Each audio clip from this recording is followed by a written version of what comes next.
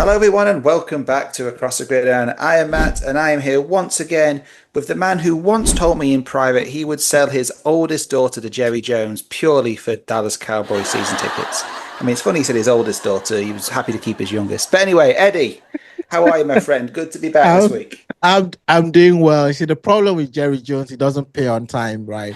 So Okay. so this will be a problem. He might be waiting and waiting. I might not get that money for a while. So maybe I might not be doing that sort of exchange with Jerry Jones. Hey, well, your songs should get your season ticket, mate. That's the main thing. That's the main thing. So, Absolutely. Welcome to the podcast, guys.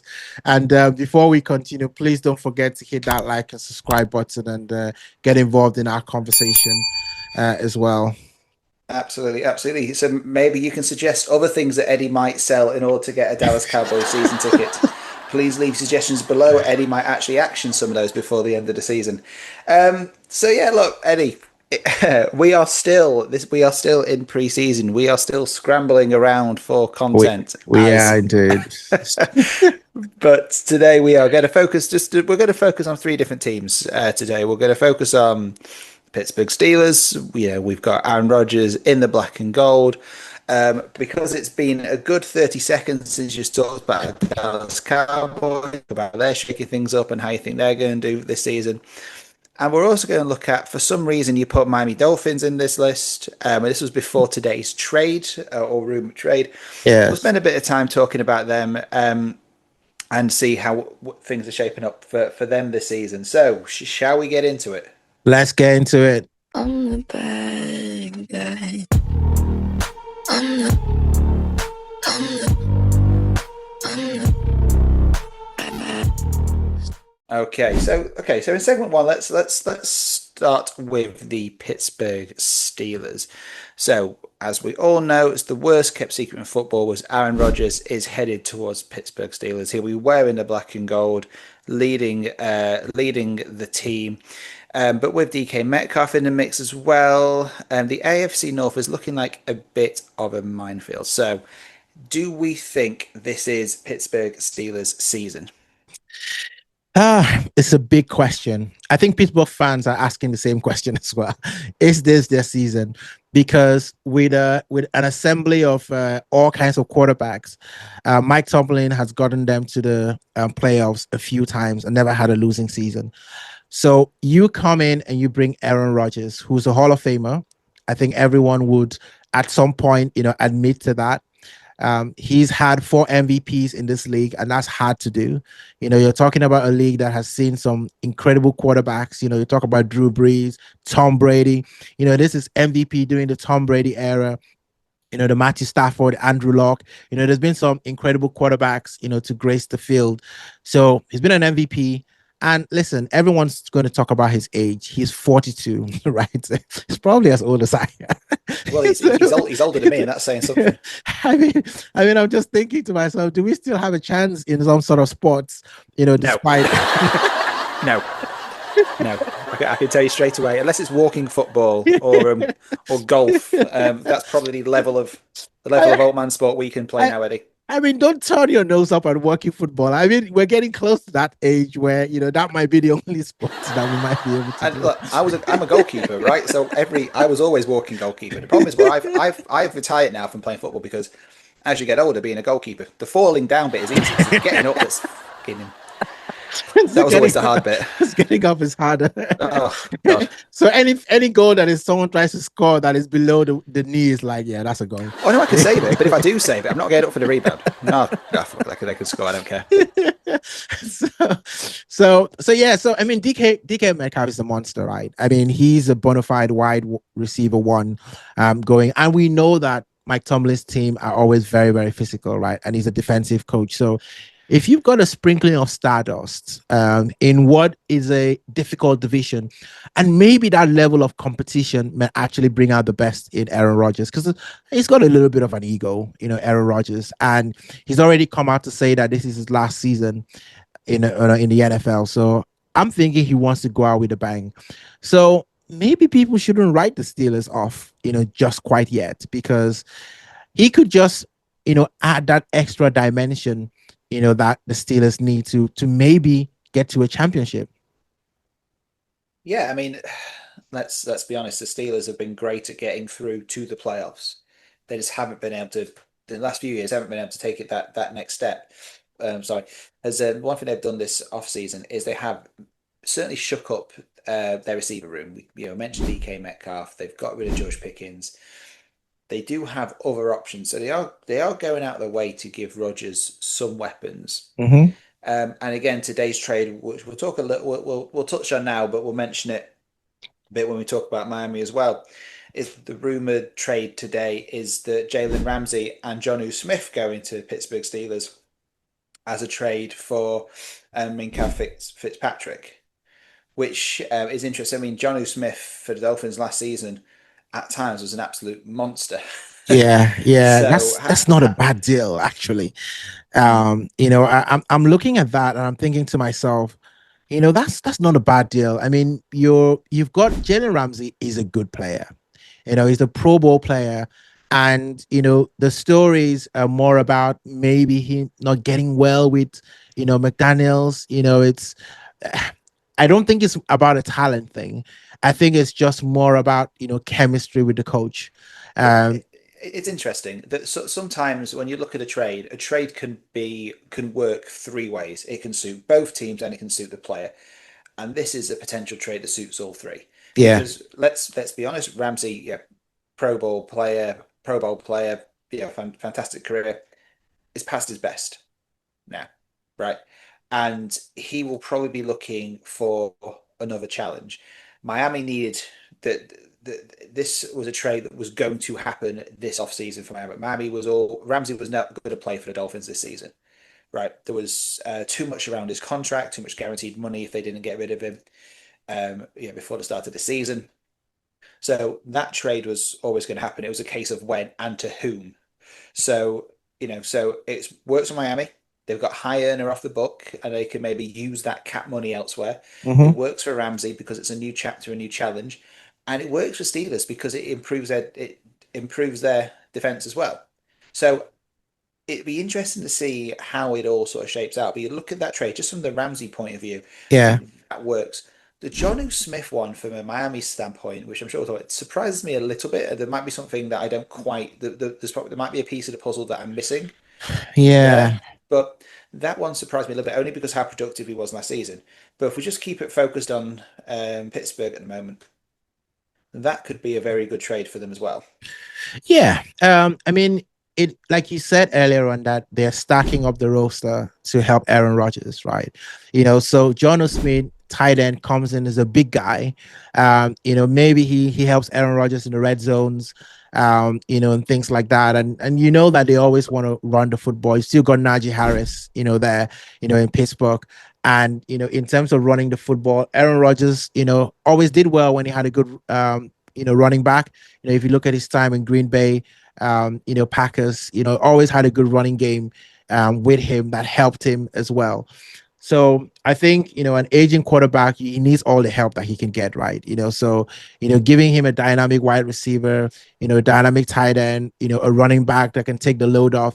And then you just allow Aaron Rodgers to be special, in the fourth quarter, making those plays that, other, quarterbacks might not be able to see. So I think they're putting it all in this year. I think the Jalen Ramsey thing, maybe a year or two in Pittsburgh because he's 30 years old, Yeah. and at some point he will probably be transitioning out of the league. So he goes to a different team, with a coach that everyone respects. You hear lots of retired players talk about Mike Tomlin.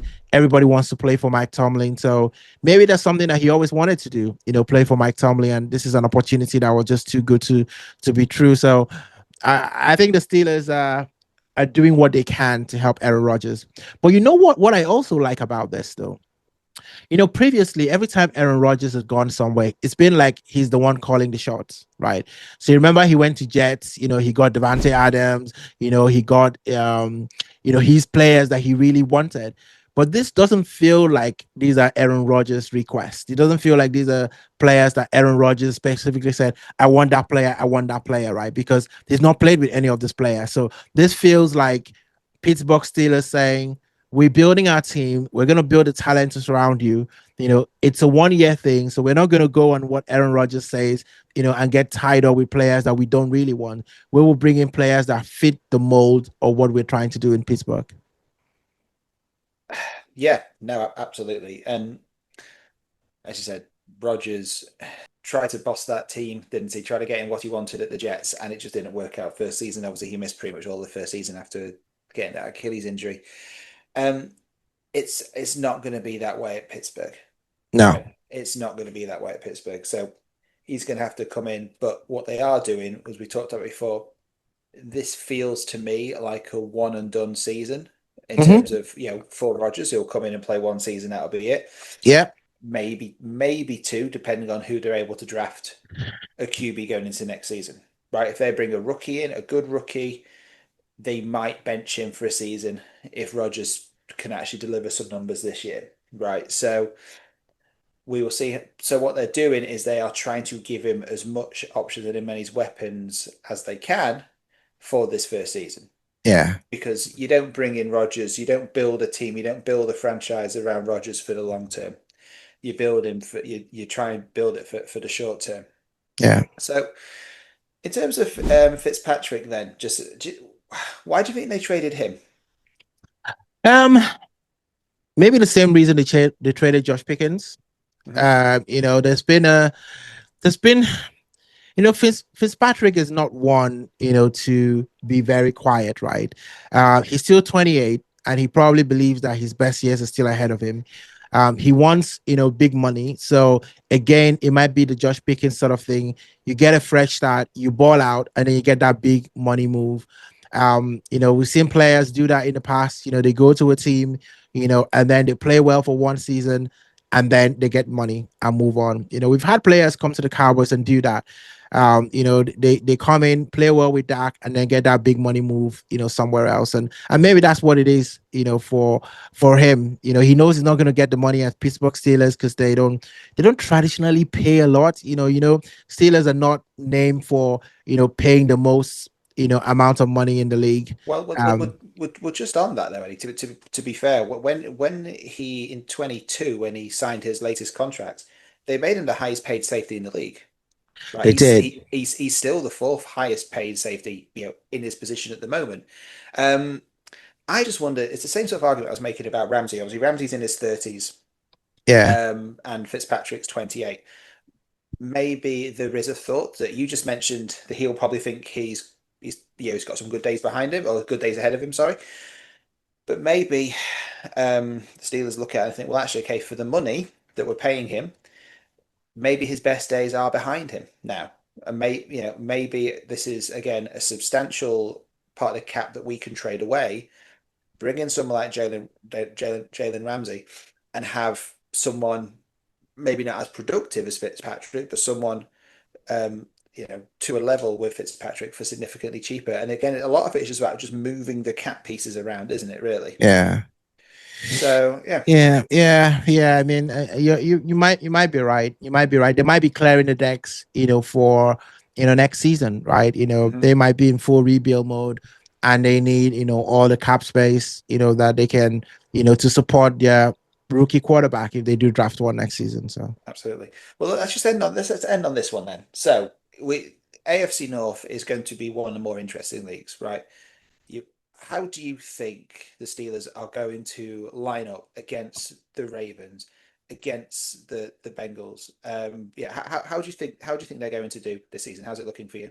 I think the division games are going to be interesting.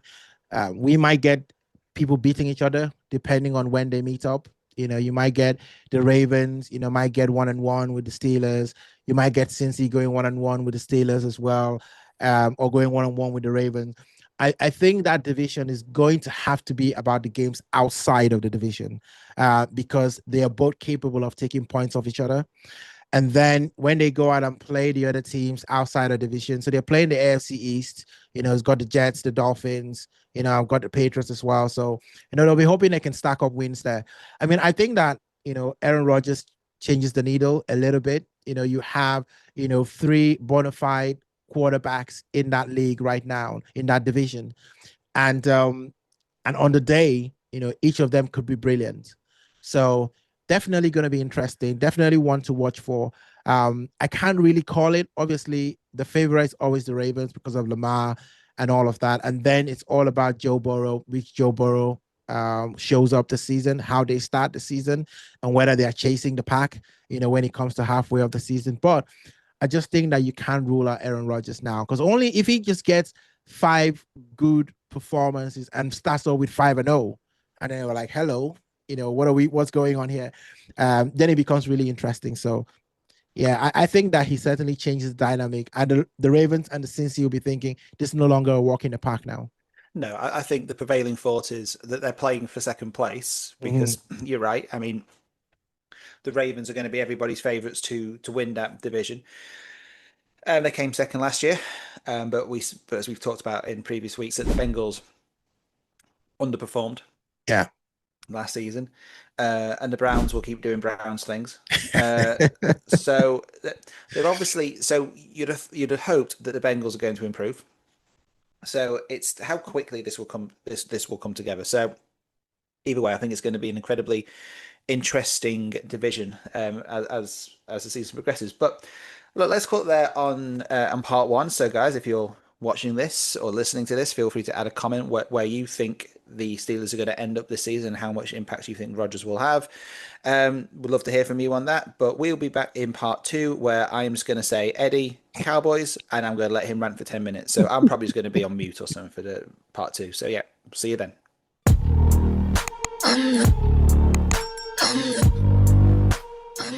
Okay, welcome back to this week's part 2 of Across the Gridiron. So we've just been discussing the Pittsburgh Steelers and how we think they're going to perform going into the next season with Aaron Rodgers. And now we are going to go squarely over to the Dallas Cowboys and look at their 2025 outlook. And can they finally, for once, get out of the NFC East? So, Eddie, again, I am going to give very, very little input to this, which I normally do when we talk about the Cowboys. So I'm just going to go, you coaches, same sort of questions. Are they ready to actually progress this season? Is the NFC East there for the taking, or will it once again leave them in behind with people shouting at an old man? Take it away. Listen, classic Cowboys, right? There's always something going on, even when everyone is being quiet. Okay, we've got Micah Parsons, looking for a contract, and we all know the scripts. It's like that, that bad movie. We know the black guys always get killed first, in the horror movies, and then.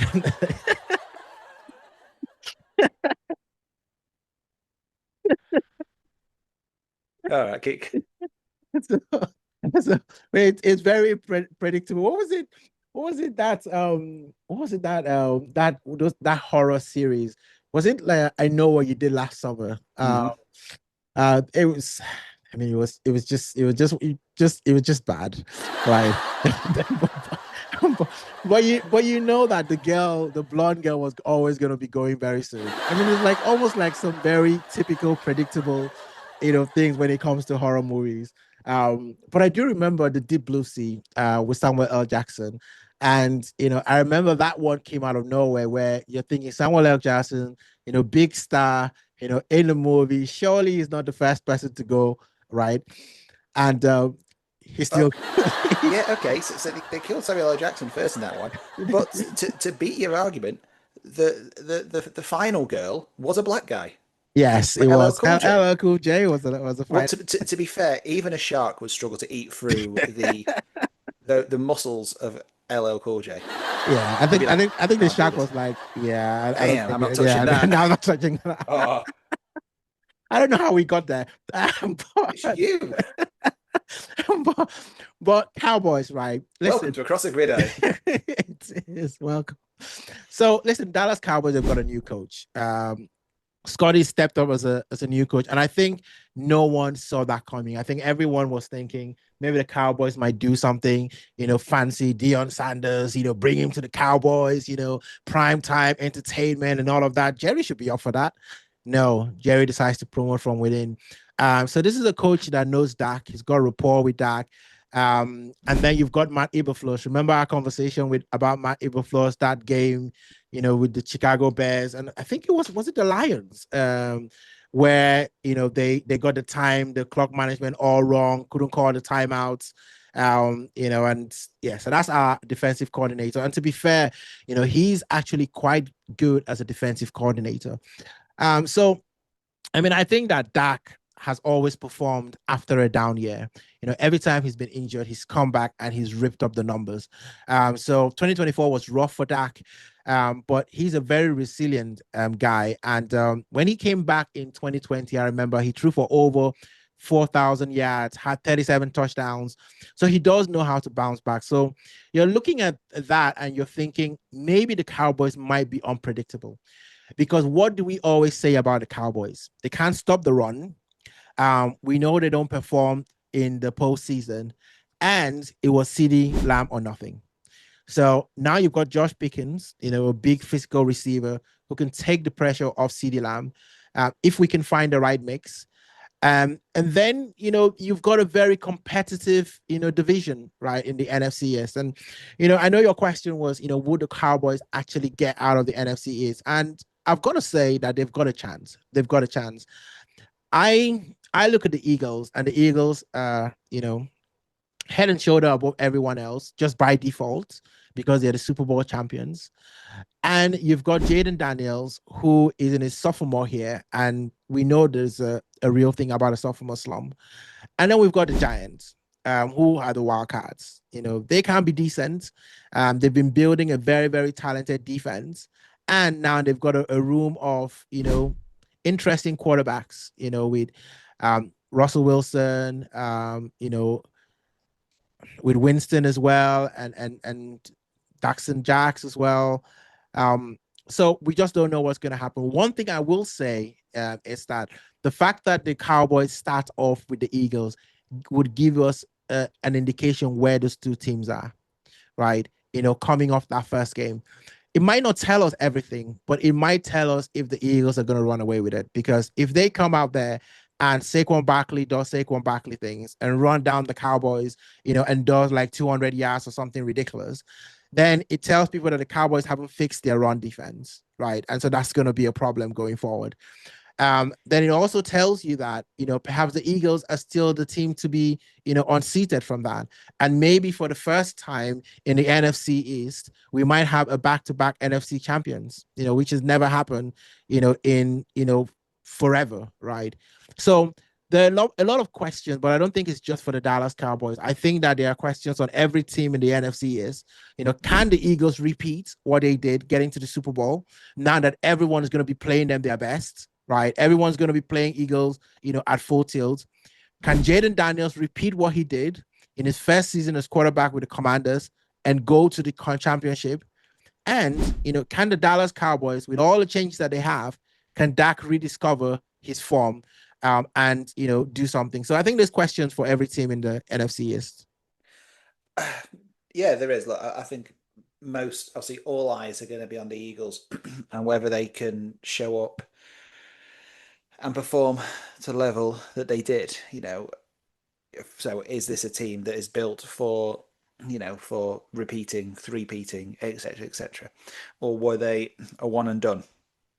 I think that the Commanders really came from nowhere last season. We've spoken about it a few times. The Commanders really came. They well outperformed what was expected of them last season.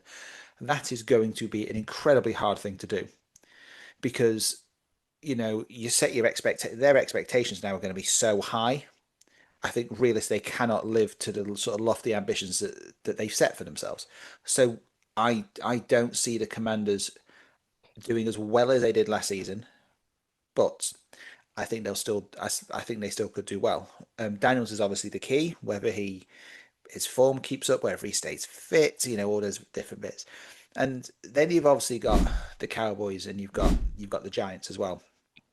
Two teams who are really struggling are really hoping to get back to the Super Bowl winning teams. These are two franchises that will look at themselves and they think we should be in the playoffs every season, but they're not doing it.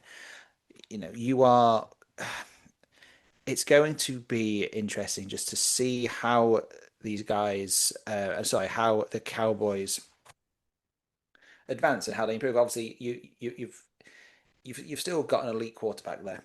Yeah. You are trying to give him some weapons. Well, if you ask me where do you finish, again, I think you're probably playing for second place. Again, it's hard to look past the Eagles winning that division. I know it's unheard of in that division, but to go from first to worst, I don't think that's going to happen to the. I don't think that's going to happen to the Eagles this season. Um, so yeah, there's so many unknowns in that division. It's a really really tough one to call. Yeah, and you've got to look at the way that the Eagles they continue to build their roster, and they spend a lot of money in their offense, right? It seems like they pay everyone, and they get every free signing that they can, and then they rely on the youth in the defense to really propel them.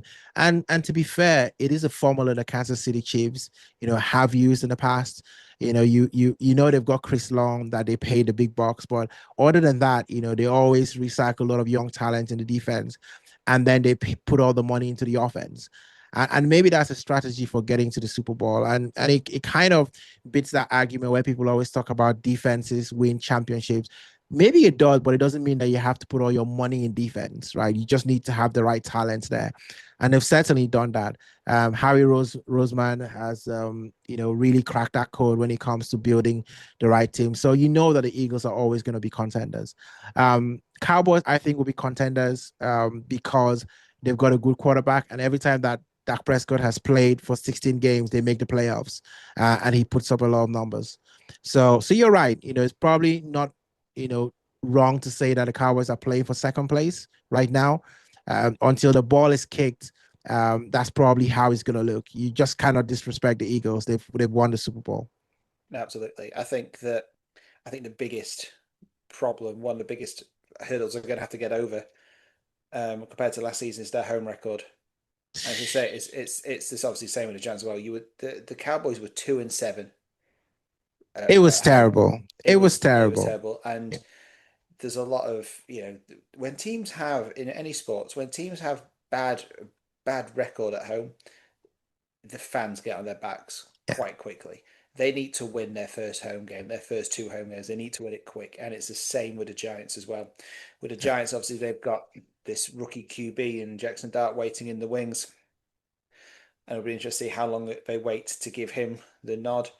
But yeah, they need to improve that. You were 5-3 away, but then 2-7 at home. You had the same away record as the Commanders. They were 5-3 away, but they were 7-2 at home. So massive, massive difference. Yeah. So okay, so a couple of quick fire questions on the NFC. So quick fire. Who's winning the division? Cowboys, of course. Okay. Now we know we're not taking it seriously. Okay, so so Cowboys 7-10 last season. Are they improving on 7-10? I think they are. They've got Dak back. I think you've got to say Dak gives them at least 3 extra wins minimum. I would say so. I would say an improvement. I think he gets them closer to 10, 11 wins. Just having Dak back. So I would need to obviously. So 11 wins would have put you third last season.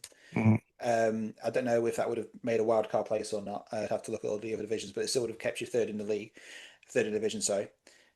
How many wins do you think it will take to have a team win or advance to the playoffs in this division? I think you need to have a minimum of 12. I would say that 12 wins is the benchmark because the NFC East could be the NFC North this year. And, to get out, to have 3 teams come out of one division, you need to be hitting the 12s. You need to be hitting 12s in terms of your wins. Anything but that, then you're not getting out. So I think you need at least 12 wins to get out of the NFC. 12 would do it. I would say so. I'm just not sure you've got it in you, to be honest. You've got no faith in the Cowboys. Of course, I've got no bloody faith in the Cowboys. You've just got blind faith in the Cowboys. Those are two very different things. Okay, let's leave our Cowboys chat here before this becomes a Cross Dallas podcast. So look, again, guys, how do you think the Cowboys are going to do this season? How do you think the NFC East is shaping up? Leave your comments. Feel free to abuse Eddie. We're absolutely fine with that. And more importantly, what was your favourite shark horror film? That is the question that we're all asking. So we'll be back in part 3. See you in a bit.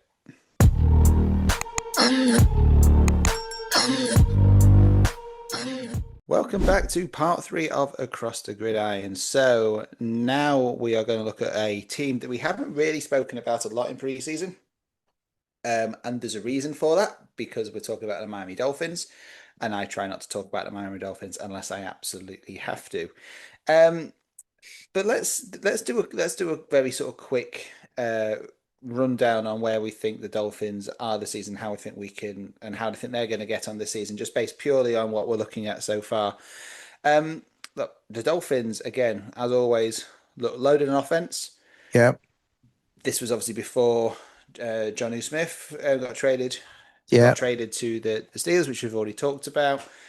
Now, do we think this could be a season for Miami, or do we think they'll just be the perennial kind of wild card in the hunt sort of team? So how do you think they're shaping up this season from a neutral perspective? So you've got Fangio, second year in the defense.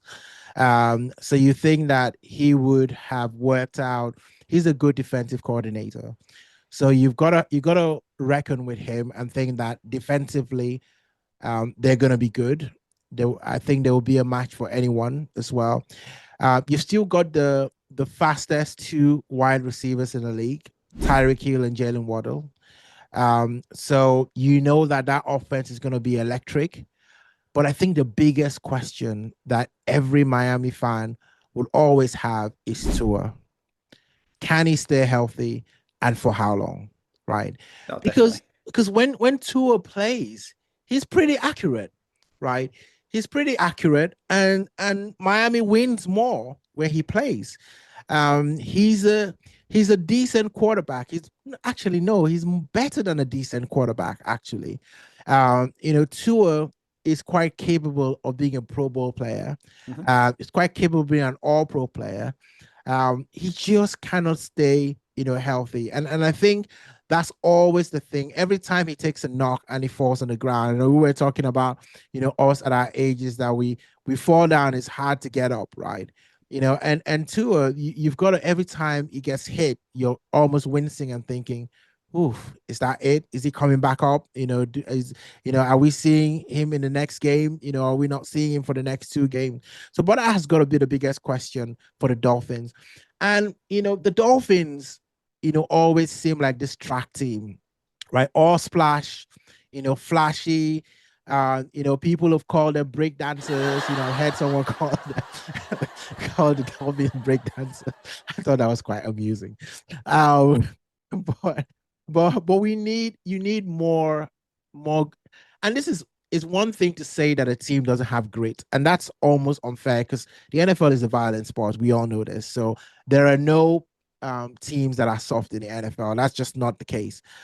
But you hear the stories about the Dolphins in cold weather, right? How they perform or how they do not perform in the cold weather. You hear stories about never beating big teams. It's always the thing that's labeled against the Dolphins. They do well against, lots of, mediocre teams, but when they come against big teams, they always seem to stutter. And you can put down to psychology. You can put down to talent. I've got better players than you. You can put down to, coaching. You can just put down to just, being unlucky, because when you really look at some of those, big games, I remember, I think it was 2 years ago, the Dolphins played the Cowboys. And I don't remember if you remember this game. It was a high scoring game. I think the Dolphins won that game. But it could have gone the Cowboys' way, right? There was a CeeDee Lamb, touchdown, that he broke for a couple of yards, to score that touchdown. And I think CeeDee Lamb went off injured in that game, if I remember correctly. But you see, games like that, right, can swing one way or the other, right? Especially when you play the big teams. And that's true of any sport, right? When we look at, the sports that we love, football here in the UK, you look at the Champions League, and then you've got a Real Madrid, versus the Manchester City, or you've got PSG, versus Inter Milan. Someone has got to lose, right? And, you look at PSG, for a long time, people just said they were perennial losers. They just couldn't get over the hump, when they played the really big teams in Europe. And what did they do? Adjusted a few things, no more star players, and they just went ahead and won the Champions League. So, the Dolphins, maybe they could have a story like that. You've got a team that has got the ingredients, they've got the right mix of players, culture, hunger to actually go there and play to their potential. So I think that the Dolphins might have a story to tell this season as long as Tua's fit. Yeah, I think that is the proper elephant in the room is Tua. I think Tua is an elite level quarterback or potential to be an elite level. Yeah, he's Yeah. not. He's not in the same conversation as the absolute best Oh in the yeah. Oh world. yeah. Yeah. He's not there, but he's certainly Mhm. in that sort of in that run below for me. Yeah. And this is a team that's built seems to be built very much around Tua's strengths. He was their big draft. We haven't had a good quarterback or consistent quarterback for some time. Tua was where they sort of were Tua was a quarterback they were betting the house on. Now, if you look at I was just doing while you were talking, I was looking at some of the records with and without Tua, right? Because I think last season, I mean, without looking at any numbers for last season it was stark contrast. When he was in, we looked good. When he came out because of another concussion, we completely fell away. Now, all time since Tua's been in, when we have played with Tua, we have a record of 40 wins to 24 defeats. Right, so that's a win percentage of 6.25 of 0.625%. So a winning record, right? Now, a lot of those probably was included his early days when he was still finding his feet and he was kind of job sharing with Fitzpatrick. But without him, in the 20 games that we've played without Tua since he's been part of the team, we've won 7, lost 13. Whoa. So that's a 0.35. So it's basically the win percent is nearly double with Tua than without Tua. So that again shows that we have all these weapons. You've mentioned Waddle, you've mentioned Hill. Yes, we've now lost Smith, and there's others in that team as well. But the team are a threat. Now I think that you made another couple of interesting points. There's the fair weather side, which I think always comes back to bite Miami a little bit. Mm. You put Miami in the cold, and Dolphins don't like swimming in cold waters, apparently, right? I remember obviously in that wild card game against Kansas City a couple of years ago when it was like minus 100 degrees or whatever it was, and all the players are getting frostbite. Miami cannot cope in those temperatures, right? Which I think always bites them. Do they beat big teams? The flat track bullies, which again is a fair criticism. This is something that Miami used to actually do okay against. They used to go and beat the Patriots. They beat Tom Brady's Patriots a number of times Oh when yeah. Yeah. when they were probably the worst team in the division, Especially at Miami. especially Miami. We had the witch's curse over Tom Brady's Patriots a few times, but it's so much relies on one player to make the team tick. So yeah, Tua has to stay fit in order for us to progress. And just looking at it last season, we the problem with the AFC South, it's almost the opposite of what we were just talking about with the NFC East, right? We're talking about the Cowboys and the Giants, etc., etc.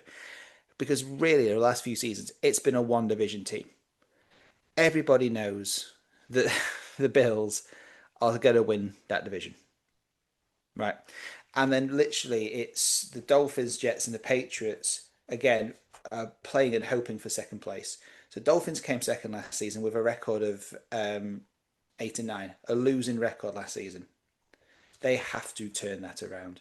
Yeah. I think if they end up with a losing record this season, I like McDaniels. I think he's a great coach, but I don't think he could survive another Do losing you think record this. so? I like him. I mean, I wouldn't have thought that there would be any conversations around getting rid of him. I If mean, we have if we have another losing record with say a fit tour, then I think there are questions to us. I mean, do I think he should be fired? No. I like to say I don't think he should be. The point I'm making is that you have two losing records in a row with the talent that they've now got. I think football being football, that's going to be yeah. hard. I think he might struggle to survive that. I'm not saying I would get rid of him. I'm just saying that's the way that football works. Mm. You think it would be more of the fans that will be calling for his head, if that were the case. Well, look, I mean, I think that fans, there are fans going to call for the manager's head no matter what happens, right? You lose two games on the bounce, and there are a certain selection of the internet community, shall we say, who will think you're the worst manager, you're a fraud, you should be sacked. How are you ever a head coach? How was Tua ever a quarterback? Tyreek Hill's not really that fast. All this kind of like nonsense, right?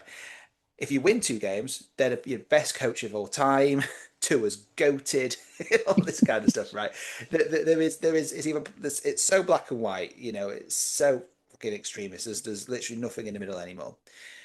So it's just the way that things go. That if the Dolphins end with say 7-10, or even another 8-9, and the Bills go out and win the league, and Dolphins were in the hunt quite a bit last season, almost by Yeah. default towards the back end of the season, but then they lost to the Jets, and they just had a few stupid ones. If Tua stays fit and we have a losing record, then there's a problem. If we have a losing record like last season, but Tua's been out for most of the season for injury, then I think it's a different conversation. But I think the team needs to perform.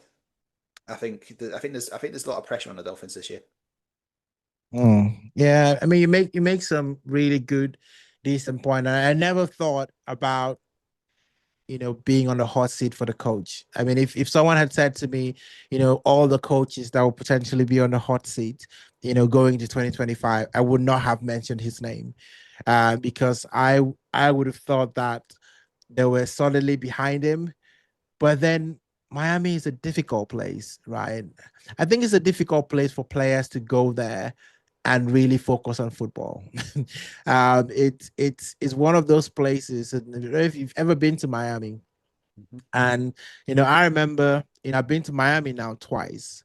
And the first time that I went there, your images of Miami, you kind of think of Will Smith's video. Um, and that's kind of like, you think about the flashy lights, the color and everything like that. It didn't disappoint, I have to say. It felt like, there was just so much happening, in that evening. And anything that I wanted to do, whether I wanted to like, just go out and have a party kind of night, I was gonna find it, right? I did a boat cruise when I was in Miami, and they do like they take you through all the where all the famous people live. They all seem to be like stretched out across one bank. They're like, oh, this is the house of Jennifer Lopez, and this is David Beckham's got a house here, and then they just reel them off, and all of that, and the houses are usually empty. Of course, so. It's like where are all these people? Because you've got these weird tourists staring at their houses through the window. Exactly. You've got Eddie with binoculars trying to see through J Lo's house. Yeah, exactly. I'm sure everyone is doing the same, trying to see what's happening in J Lo's house. But joking aside, though, it feels like it's always a difficult thing. Players go to Miami and then they want to get out, right? For some reason or the other. So I don't know. Now you've started making me question, because I think there is still a very good team. I think that they still got talent there. And I think that the coach is still a very good coach. So do I. So do I. But you're right. When you have losing seasons in the NFL, you can't survive that. Even Belichick couldn't survive that. And look at all the things that he's done in New England. 7 Super Bowls and counting, and he's gone to college now to coach. so, Yeah. so yeah, and it's a demanding thing. So yeah, they probably have to step up their game this season. Yeah, I mean, Or look, else. if the Chiefs had like two or three in a row losing records, and they still had Mahomes and all, Andy Reid, there'd be pressure on him. That's Yeah, just the way. That's the way it works with coaches in any high level sport. Now, I like McDaniels. I think he's a very talented coach. yeah, I generally have liked what they've been building in Miami after years and years of crap essentially. And they are building a franchise, generally a really exciting franchise for with pace that can be electrifying, and it can be great football to watch. Last season, I mean, I think everyone hoped that last season we would push on after making the playoffs the year before and being beaten in Kansas in a wild card weekend. But it fell flat, and it fell flat predominantly because of an injury to Tua, and we just weren't able to step up and get some wins together while he was off. I think Yeah. so. If we and to have a losing record in that division and just be, I mean, if just I'm gonna have a look at the standings now. So Bills are 13-4. We're 13-4. We were second with a losing record of 8-9. Jets 5-12. Patriots 4-13. We struggled away from home, struggled on the road, losing 6 of the 9. In the conference, 6-6. Division 3-3.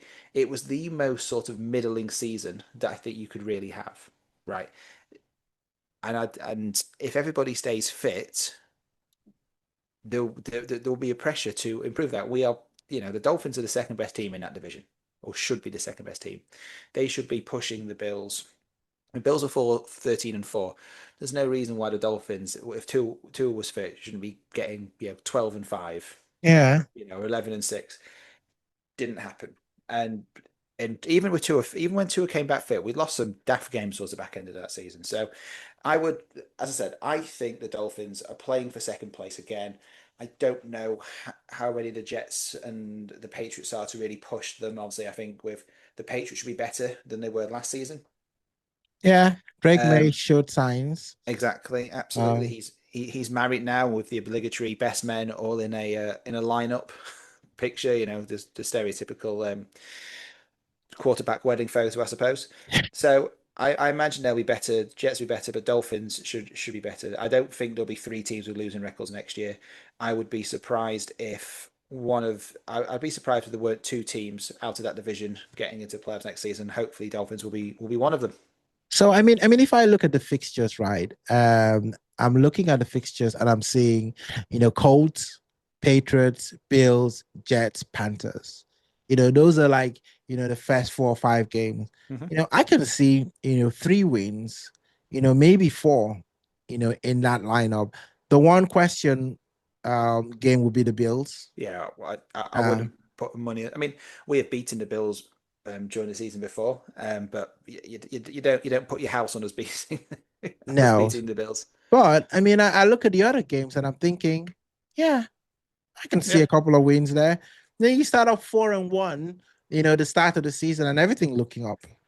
But if we lose to the Bills, to the Jets, to the Patriots, it's like, oh, here we Doomsday go. comes Yeah, quickly. to get sat on in the first snap of the season and out for 6 months with another concussion, and everyone's saying, "Oh, why is he still playing? Why isn't he retired?"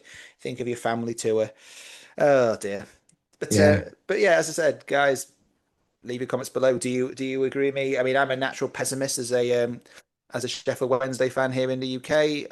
It's so bad we can't even pay our members as staff at the moment. So at least with the Dolphins, as they almost a bright light in fandom for me at the moment, which is saying something. But yeah, let us know in the comments how you think the Dolphins will do this season, how you think the AFC South is shaping up. But I think that is a good place for us to wrap up here today. It's nearly 11 o'clock in the evening here in the UK as we're filming, and it's still bloody hot. Uh, as we're filming, Yes. me and Eddie are Yeah. struggling to Ah, stay cool for this. But as I said, guys, thank you for your time. Please leave your comments and your message below. Subscribe, do all that fun stuff. But for now, Mr. Equo, take us home. yeah, and we really appreciate you guys for hanging with us today on Across the Gridiron. And please check out our other videos for more UK flavored NFL talk. More nonsense. Exactly. And remember, right, even in the NFL, even in the quiet weeks, right, usually that hides the best stories. So we will see you in the next episode of Across the Gridiron. Until then, take care of yourselves and stay Cool. cool. Yeah, try and cool down. There you guys. I'm the bad guy. I'm the